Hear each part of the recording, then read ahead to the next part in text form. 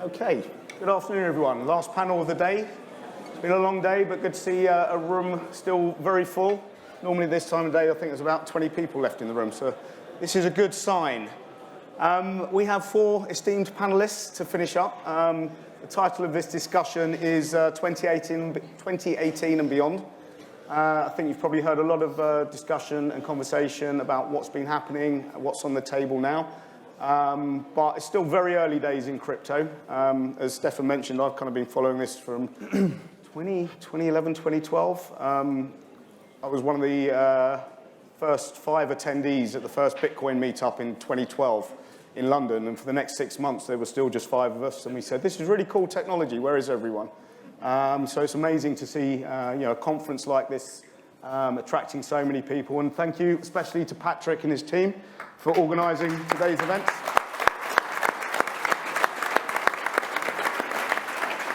So before I start, I will let our panellists introduce themselves, tell you a little bit about the projects they're working on, and then we'll start looking ahead, see what challenges we still face, and see what opportunities lie ahead as well. Great, thank you so much. It's excited to be here. My name is Jan Hofste. I'm from Berlin, Germany, and I'm working with the company TV2. And what we do is, probably aware of the basic attention token and the whole model of having advertisers, content providers, and users in a direct relationship. What the Brave project has been doing, they've been doing this on the browser, on your desktop PC. What we are doing is we have a smart TV app, and we have 700 million smart TVs now, and TV advertising is still booked like back in the 80s. People are calling, sending emails with huge video files, and we felt like having a smart TV app, we can disintermediate TV networks and have a direct relationship between people, for example, having the first wallet ever on their TV and then earning tokens while watching a TV program. Afternoon, everyone. I'm Alex Rotzka. I work for ORS Group. Some of you may have heard my boss, Fabio Zoffi, speak earlier today. We're an artificial intelligence and software company. We've been around for 20 years, so well established. We have a base of clients of Fortune 2000 clients, large international corporations, to whom for years we've been providing supply chain optimization tools and various software tools. Now with blockchain, we're hoping to go global, and our mission is to empower a billion entrepreneurs by 2040 with our pieces of technology to make their dreams come true, to make their businesses efficient, to make their businesses run well. Hi there, everyone. My name is Melamed. I'm the co-founder and CEO of Zeex. We are actually solving the biggest problems for us crypto holders. We are going to do crypto to products and services, skipping fiat. So no commissions, no fees, staying within the blockchain. That's a big task. We're based on a gift card economy, as we call it, corporate currencies. It's $700 billion worth of market cap, so almost juxtaposed to the crypto market cap. And we're up to, on the front hand, creating a very 3-tap solution, and in the back end, super smart and fraud prevention technology that will make this shopping easy for each and every one of us. So buying coffee, Starbucks, Amazon, Nike, Adidas, it's about time we'll be able to solve this problem. Thank you. Hello everyone, my name is Gavin Brown. I'm a senior lecturer in financial economics at Manchester Metropolitan University. I'm also a co-founder and director of Blockchain Capital Limited, which is a cryptocurrency hedge fund based here in London. Thank you, everyone. Thank you. Quick audience question. I like a bit of participation. 1 year ago today, hands up who owned any crypto assets, tokens, something. Okay, that's pretty good. And today, 1 year on? And tomorrow? Okay, a few more. Good. The pitches have gone well. So, yeah, I think anyone that's been around for a while, and even if you're relatively new, the last year has been kind of seen an incredible explosion from, I think, this time a year ago. I think Definity and Melamed both did their ICOs and I think raised 4 million, then 10 million, and everyone was like, oh my God, that's crazy amounts of money. And then, we've seen everything that's happened since. But I think it's also become a very noisy space as well, and that's a challenge for everyone to kind of pick through the weeds. So to the panelists broadly, or maybe we start with you, Gavin, what do you think the positives are from the last year, but also what do you think people need to look out for, and some of the risks, the negatives that they should be aware of, especially if they're coming to this space afresh? Yeah, I think First of all, the positives for me are the fact that it allows individual businesses and platforms to come directly to the market without the need to necessarily undergo. So if you think about it, any kind of business when they first create themselves, there's normally two ways of raising capital. The first way is equity. Obviously, you sacrifice ownership and you sacrifice control. The second way is to raise debt finance, which brings money into the business, but then you burden yourselves with those kind of interest repayments, as well as the kind of securitization that takes place on your assets. But for me, the biggest thing is that with blockchain and cryptocurrencies, it allows you to effectively tokenize the activity itself and to circumvent both of those downsides effectively, and to raise capital in the purest form by linking the very activity of production and consumption with the needs of the customer. So that for me is a very pure thing. But actually the contrast to that in terms of risks is when you look at a business, and I must admit I do this myself whenever I see a new ICO comes into my platform, and for me to evaluate, I ask myself the question, could this be done without the need for tokenization? And if the answer is yes, then I'm like, well, why are you even tokenizing the business? So the biggest kind of caveat for me is to actually ask yourself, what is the use case here? What is the actual underlying reason as to why this needs to be tokenized? So just to give you a very practical example, I met a chap in Manchester a couple of weeks ago. He created this method of weaving microchips into wearables, into effectively like T-shirts, bandages, things like that. And he already had a good business. He was already selling this to the medical industry, selling this to the research industry. But he just said, I've just got a whole load of data. I've got this massive amount of data of people who have medical ailments, and I'm pretty certain that has value. And I was like, well, that is the perfect case. That is the perfect case of tokenizing that data, because that data is of use to the individual who generates that data, so they can benefit from that. But also there's a lot of multinationals out there who want access to that data, who would gladly pay you for that if you could create this tokenized platform in order to be the conduit between them as the needer of the data and the individual as the consumer. So all in all, for me, it's very much a general positivity in terms of the direction of the space, in terms of the direction of blockchain, cryptocurrency, and tokenization. But the big caveat is always to recognize, not just to tokenize for the sake of tokenizing, but to do it when there's a genuine use case underlying that, would be my point. Okay. Well, maybe Alex, I think that's kind of relevant to you guys, because, you're a very established business. You've been around 20 years, I think. 20 years. So you've got a solid business model, lots of clients operating across the world, and now you're looking at adding a tokenized element to your existing services. So in terms of the discussions internally that you had before coming to the decision, what were the key factors, I guess, to drive that decision? Well, as you say, we were successful for 20 years in doing what we're doing, but blockchain is such a unique tool to reach so many people. And actually, part of the reason for doing the ICO is not even to raise the capital to build some kind of new platform to sell our products, but to actually build communities around this product. And young people such as myself, all have some ideas or some dreams about some kind of business they want to build, some kind of hobby that they have. We want to empower them to actually make that come true by making the infrastructure part, making the operational part, making the supply chain part easy. So it was really a no-brainer to do that, because I think that's something that's lacking out there in the market. Cool, thank you. And Guy, do you think, back to the original question, what would you say stands out to you as anything else that people should be looking out for? So I'm totally connected to what you just said, but I would start with actually the 2017, the explosion and the awareness of utility tokens. And I think that's amazing. But looking ahead, I think one should start due diligencing everything he sees, start reading and diving into token economics, understand if a token has a real reason to build an economy, to tap into an economy. And if that's going to happen, then it's a good reason to continue with this direction. So, yeah, sure. That's how we see it. Jan, you got any thoughts on that? Agree as well. Totally excited about the people and the different problems that are being tackled by tokenizing it. What I feel about, especially about the crowd sale side, is that the established crowd sale models that were there in 2017, with mainly capped sales and uncapped sales and a few auctions as well, this is something that we as a community should be working on. What we personally do is, last November, there was a white paper about the interactive coin offering mainly pushed by Jason Teutsch of TrueBit.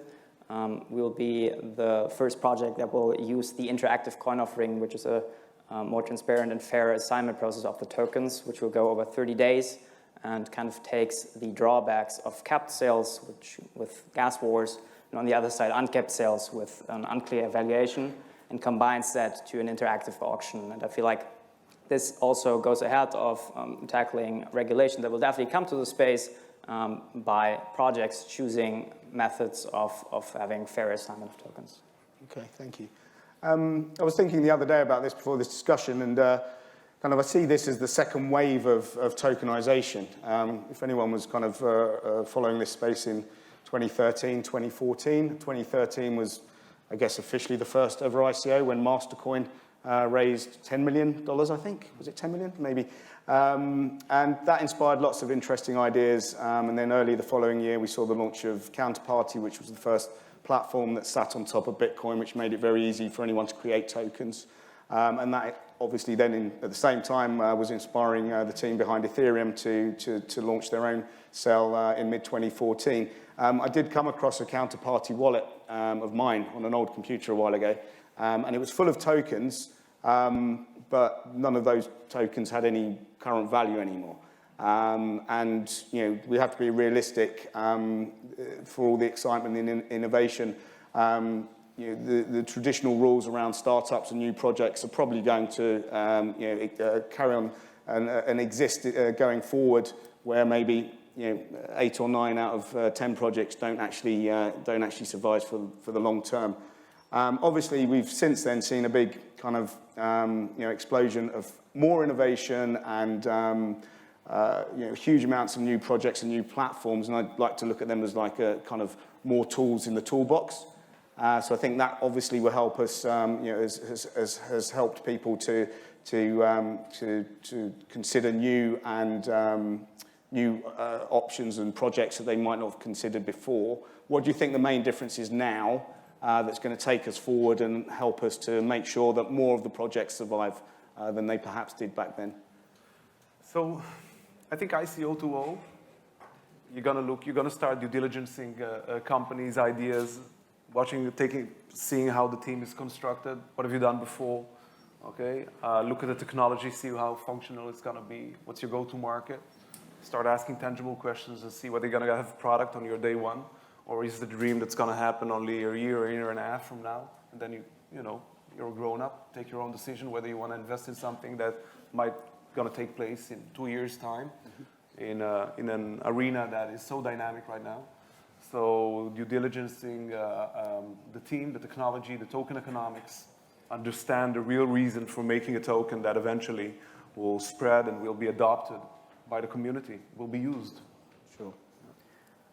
I think the biggest difference for me is really, like any currency, be it a token or a fiat currency, is just a construct of confidence. I'll give you an example. About 18 months ago, when I first got into this space, I went to a chap at my university and said, I'm really keen on talking to businesses about this.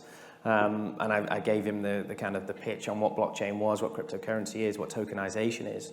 And he came back to me about a week later and just said, I've spoken to some people, they just don't get it. And then about 3 months ago, he just took me out for a coffee and he said, I just want to let you know that I was wrong and I'm sorry. And I think the biggest difference between then and now is really awareness. Even obviously the masses in terms of any diffusion of innovation is like anything. We all think back to Facebook and things like that when they first came in. Obviously now you don't say, are you on Facebook? Are you on this? Are you on that? But back in the day, there was that very early stage where, it's like, do you have a mobile phone number? Do you have a Facebook account? And I think, we kind of forward in time, 2 or 3 years from now, and it's not going to be a case of, do you accept cryptocurrency as payment? It's going to be a case of, I expect you to do that. And I think that's when we're all going to start to kind of look at the kind of counterparties that we're dealing with, look at the businesses we're investing in, look at the businesses that we're working for. You've even got companies now like PricewaterhouseCoopers in Hong Kong will accept cryptocurrency as payment for financial services, for audit services. And the more and more that this kind of happens, the more it kind of drip feeds into the mainstream economy.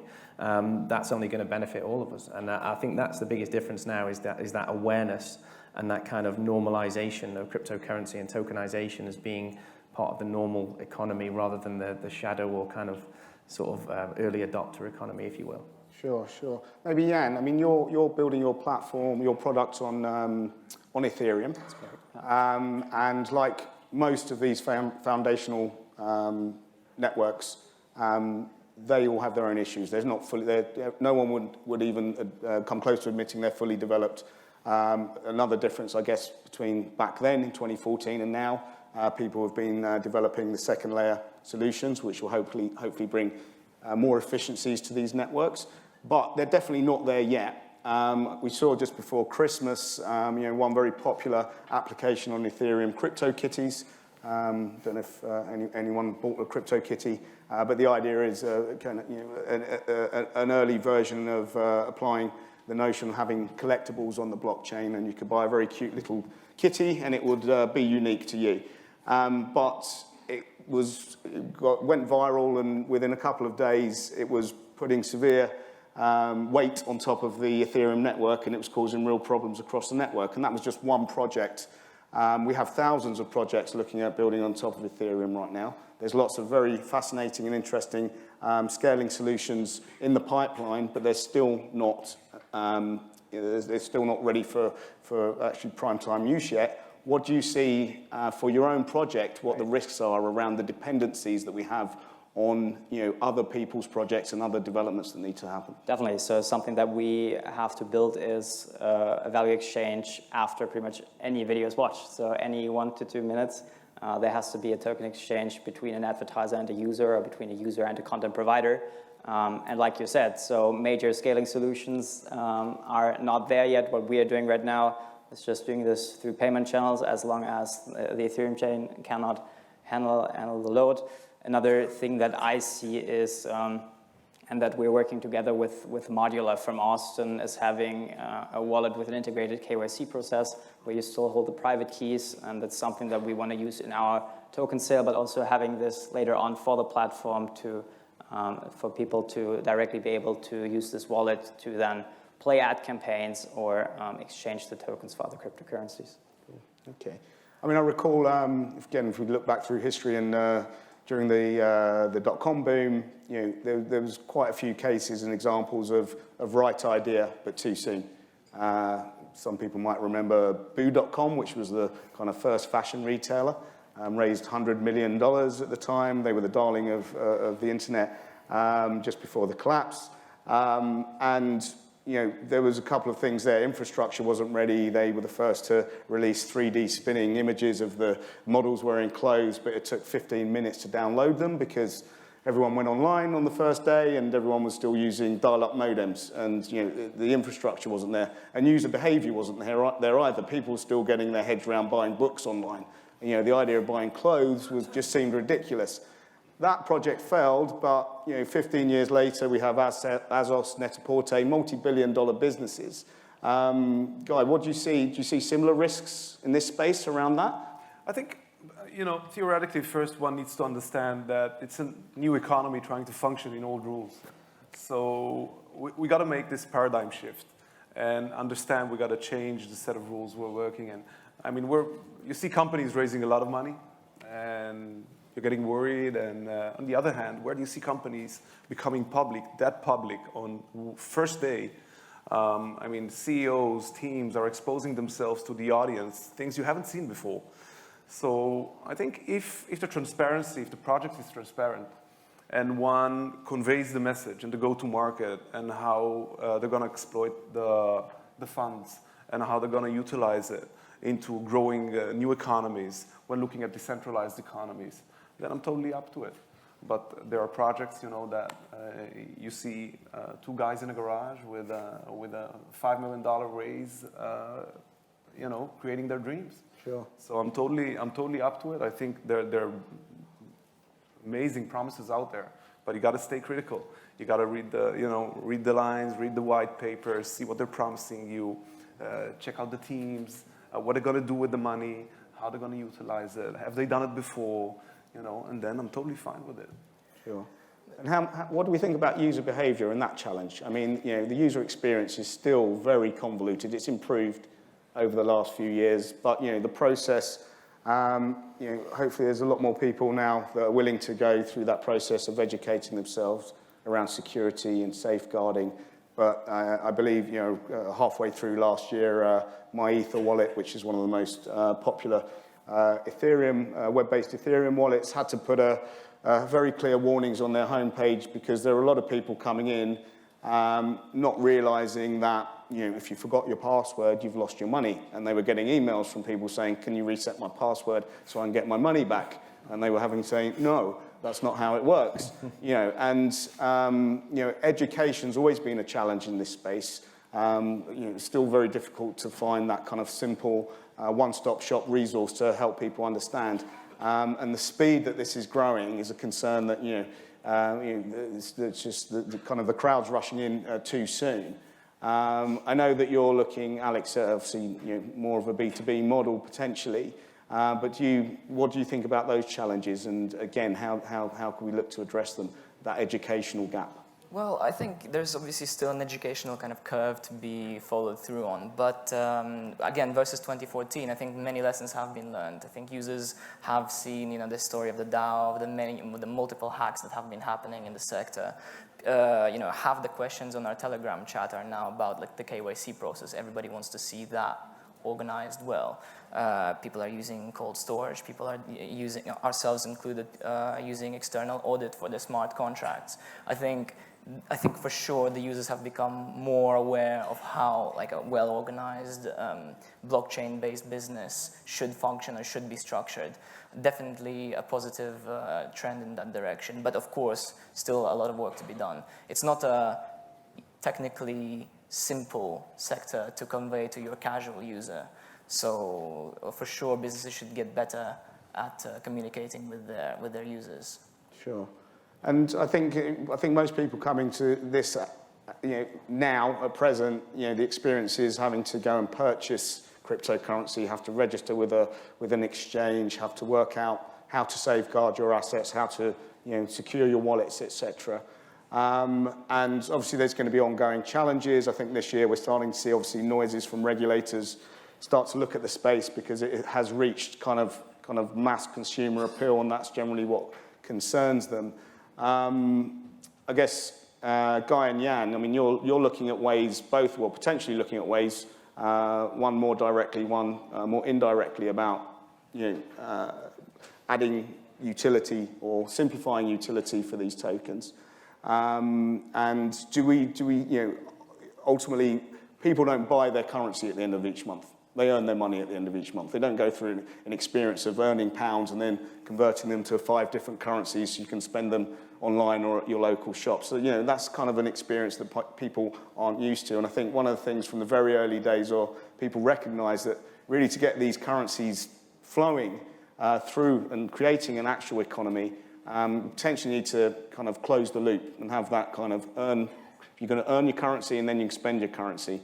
And I think, again, if you look back to 2013, you had a huge swathe of merchant adoption where, this Bitcoin was being pitched as a cheaper alternative to credit cards. And I think BitPay and Coinbase at the time onboarded nearly 100,000 merchants within a matter of months because it was a no-brainer. It sounded like a no-brainer for the merchants.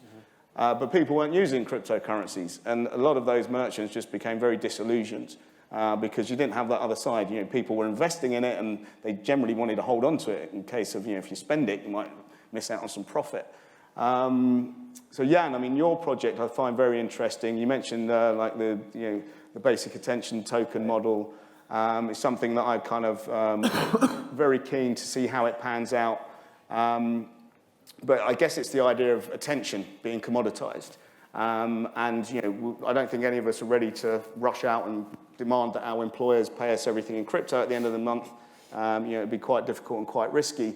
But we do, potentially, if we start solving these challenges about making these cryptocurrencies more liquid and microtransactions, our attention can start to become, our attention is effort at the end of the day, and it should be rewarded. Right. So are we going to likely going forward, or is it, we're going to see this space evolve where people start earning, even from the lowest level in microtransactions, and being rewarded for their effort by literally looking at a video, for example. Right, and so that's the UI challenge that we're facing here. So how would be a bad solution? We just tell them to, with the TV remote, as you all know, to plug in their wallet address and we'll send you tokens to that address. That's of course not how it's going to work. At the same time, us as a TV probably heard a lot about security on TV, so it's really challenging to store the private key on the TV itself. At the same time, we don't want to have a hosted wallet, so it's exactly in the space where people should be holding their own private keys. We recommend a few wallets that are really easy to set up on your phone, on your laptop, and but I feel like that's, in addition to this whole attention monetization, it's a really interesting aspect that we're looking at here, where with the pre-installation on our apps, on, let's say, only 50% of the 700 million smart TVs, suddenly a huge crowd worldwide, when they first start the app, a new wallet for them is created, and this will be the first crypto wallet that they have. And on the big screen, you can have a really easy step-by-step guide on how you can secure this, and so I feel like that's something where we'll get to, and that might be a different angle than having another desktop application tackle this. Sure. Okay. Interesting. I mean, also, I mean, Guy, what your project's looking at is obviously simplifying and really kind of utilising the value of existing firms, and I think this kind of fits in nicely with what we're seeing at the moment, where regulators are now. I mean, I think we've seen in the US this week, the SEC have allegedly sent out a number of subpoenas to a bunch of ICOs to question their processes and their offerings. I think I think it's likely we're going to see more of that. There's been an argument from many projects, that their tokens are not equity and that they are utility tokens, and obviously on a case-by-case basis that can be reviewed. Do you think we're going to start moving, because of those challenges and because of regulators starting to kind of put the feelers out? What do you think about the idea of are we going to move more towards equity tokens, and is there going to be value in that? I mean, it could be argued that some projects have shoehorned a use for a token into their model so they can go and raise money, when they would probably be better off actually being able to sell tokenized equity. And under that model, then equity itself could become a currency. If Apple or Google tokenized their equity, I'm sure people would trust that currency more than many other currencies. What are your thoughts about that, Guy, and what you're doing and how you see that panning out, and maybe allowing us to look away from having to interact with the existing banking system, which has been a challenge for many companies in this space, and actually just step away from that and look at these new models? So I'll connect your previous question to this one, actually. So I think we should approach it in two trajectories. The first one, the personas, the user experience. We'll need, in order to create wide adoption of payment methods, we'll need to make it tangible, to stop with the bothersome processes of making endless taps in order to buy something or make a transaction. On the other hand, on the retailer side, okay, it's going to take time before the retailers are going to accept cryptocurrencies. It's a fact, okay? And what we see nowadays, we see cryptocurrencies going through highly regulated cost of exchange in one way or another. So we'll need to be super innovative and creative with how we're going to bring carefully those retailers, on the one hand, into this economy, explaining them carefully that this is a new way of making payments, and on the other hand, making sure that suspicious personas, they're not personas that are in this area for several years, that can start safely making minor and major transactions. As for the utility versus security, or nowadays you see also the Swiss regulation coming out, and they decided to have security, utility, and payment. Again, it depends on your token economics. We're totally convinced in Zeex that we have a full utility token that provides you, first of all, a login to stay within the blockchain as a crypto holder, and us as crypto holders, I made my first transaction, I thought, oh my God, that's a different experience. But now I'm hooked. I can't make other transactions, and everyone which is a crypto holder knows that feeling. So we need to take this experience and try and provide a user experience that each and every one of us would like to use it. Once we'll see that, we'll see the other side starting to getting closer to that way. Sure. Well, Guy, I guess a question for you, given the two hats that you wear, lecturer in financial economics and now a director of a crypto investment fund. From your old world thinking, looking at tokenomics now, I think we should all allow the flexibility for people to just, explore new opportunities. Things aren't necessarily perfect and ideas aren't fully baked and formed when you start projects. How important do you think it is for people, this term tokenomics, that there's an incentive mechanism, which was really what was the unique and most innovative aspect of Bitcoin, about getting the financial incentives aligned for all people across the network and for the network to effectively maintain itself.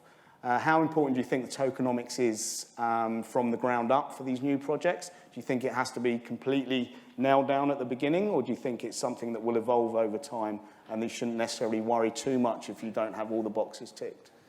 I guess my answer to that is it depends, as a classic academic response. I think part of the attraction with any type of token or coin, particularly if it comes from a very large meta-type project, is that it's attractive because it can't be diluted in terms of its value. So, for instance, us here in the UK, you held a certain amount of GBP in terms of your assets, be it your house or whatever else was worth a certain amount of money. And after the shock Brexit result that happened and markets reacted, you woke up 8% poorer. And you woke up 8% poorer because of a geopolitical event outside of your control. And one of the attractive things about cryptocurrency, about tokenization, is that you understand exactly what the monetary supply is. You understand whether it's a proof of work, a proof of stake, a pre-mined coin, or whatever the issue is. You read the white paper, you know exactly what you're getting into. And you're taking a long bet, effectively, on that underlying infrastructure. And what you recognize is that unless the community decides otherwise, that can't be undermined at some later point in time. And that, for me, is actually very attractive.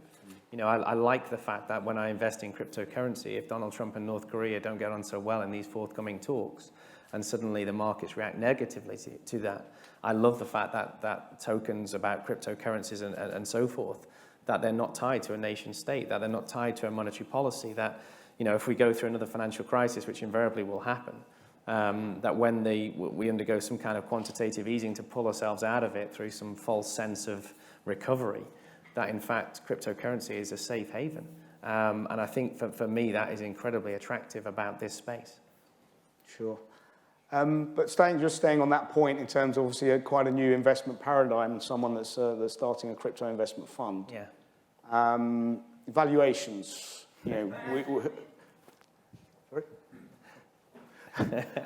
Active crowd member, I like that. Valuations. I mean, we've got a room full of people that are obviously very interested in investing in this space. We know there's going to be winners and losers out there on an ongoing basis for the foreseeable future. Yeah. But at the moment, we're all glued each day to a CoinMarketCap page that's listing 100 tokens, and their valuations are fluctuating, and you've got valuations of what's essentially an application coin. It's not even its own network, that might be at 2.5 billion, and the platform's not even live yet. If you're looking, what would you suggest, or what would your advice be to investors coming into this space, what they should be looking out for to try and avoid the inevitable pumping and dumping that is going on in the space? And before they actually pull the trigger or anything, what should they be doing? And that goes to all of you, because I know you guys are all obviously quite active in the space. And what would your advice be to people that are coming into this and new? Yeah, I think with that, the first port of call is that this is genuinely a new asset class. I mean, we're very privileged to be in this. Not only are we early, even though not as early as the sort of 2011, 2012 type fraternity, but we're still in it early. And one of the things we need to recognize is there's going to be plenty of winners and losers, but there's going to be more losers than winners. So we need to make sure that we've got a diversified portfolio. I refreshed my Blockfolio account the other day, and I won't tell you what my holding was, but it refreshed and went to £14.5 billion. And I was like, wow, that's fantastic. Something massive has happened. Then I refreshed again, and it came back to normal levels. So yeah, I didn't make quite the killing that I thought. But yeah, I guess my big message is first of all, hold a diversified portfolio. And the second thing is, in terms of valuation, is just be mindful of the behavioral impact of the fear of missing out. I mean, we saw, Kodak Coin a few months back, their share price quadrupled off the bat that they announced a particular type of algorithm that they're able to collect royalty payments online, and it certainly sounds very attractive. But as we saw in the dot-com days, as soon as you start to put .com behind anything, or you start to use certain words, and suddenly valuations just skyrocket. And so we need to be mindful that we're not in this to, I've got friends of mine who talk about resistance levels and day trading cryptocurrencies, and I'm just like, what on earth are you talking about? This coin has existed for 3 months. It doesn't have a resistance level. It doesn't have momentum. There is no ARIMA, stochastic modeling. There's nothing you can do to try and predict how this is going to behave. And so my biggest thing with this is you just strap yourself in, medium to long-term investment, get yourself nice and diverse, and have somewhere between 2% and 10% of your liquid assets. And that would be my advice, albeit unofficially. I'm not regulated to say. I don't want to be sued after this event. So we're going to have to wrap up shortly, so I just want to get on to kind of final thoughts and just thinking ahead. So we've got at least 1,500 tokens listed now on markets, various markets, and I should imagine, judging by today, there's going to be at least another 1,500 following them in short order.